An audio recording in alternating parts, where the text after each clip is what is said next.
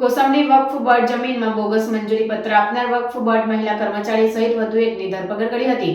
અગાઉ પોલીસ દ્વારા 5થી વધુ આરોપીની ધરપકડ કરી હતી। ખોટા દસ્તાવેજનો ખરા તરીકે ઉપયોગ કરવા બદલ સબ રજિસ્ટ્રાર દ્વારા જીઆઈડીસી પોલીસ મથકે ફરિયાદ નોંધાવી હતી।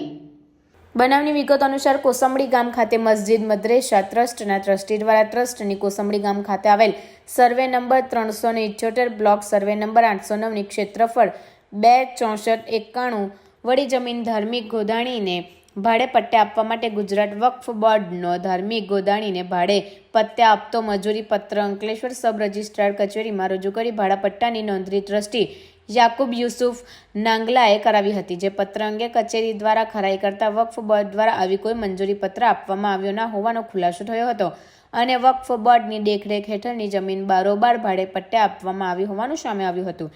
જેની જાણ થતાં જ કોસંબડી મસ્જિદ મદ્રેસા ટ્રસ્ટના ટ્રસ્ટી યાકુબ યુસુફ નાંગલા દ્વારા વક્ફ બોર્ડની મંજૂરી પત્ર ખોટો હોવા છતાં ખરા તરીકે ઉપયોગ કરી કચેરીમાં રજૂ કરી ગુનાહિત કાવતરું રચી વક્ફ બોર્ડની મિલકત પડાવી લીધી હોવાની ફરિયાદ સબ રજિસ્ટ્રાર પ્રકાશ પટેલ દ્વારા જીઆઈડીસી પોલીસ મથકે આપતા પોલીસે ગુનો નોંધી વધુ તપાસ હાથ ધરી છે અને આ મામલે પોલીસ દ્વારા 5થી વધુ આરોપીઓની ધરપકડ કરી હતી। દરમિયાન બી ડિવિઝન પોલીસ મથકે નોંધાયેલ જીતાલી વક્ફ બોર્ડ જમીન મામલે પોલીસે અમદાવાદ ખાતે વક્ફ બોર્ડની કચેરી ખાતે કાયમી નોકરી કરતી મહિલા કર્મચારી અફસાના બાનો મોહમ્મદ રફીક કાજીની ધરપકડ કરતા તેમના દ્વારા કોસંબડી વક્ફ બોર્ડ જમીનમાં પણ બોગસ સહમતિ પત્ર આપ્યો હોવાની કબૂલાત સાથેની વિગતો સામે આવી હતી।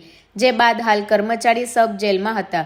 દરમિયાન તેના ટ્રાન્સફર વોરંટ પર અંતે બી ડિવિઝન પોલીસે ધરપકડ કરી હતી। આ મામલે પોલીસે અમરેલીના ઇકબાલ ઈસા આદમ દરૈયાની પણ બોગસ સહમતિ પત્ર આપવામાં ભૂમિકા હોવાનું સામે આવતા પોલીસે તેના પર ટ્રાન્સફર વોરંટ મેળવ્યા હતા અને બંનેને અંકલેશ્વર લઈ આવી રિમાન્ડની તજવીજ શરૂ કરી હતી।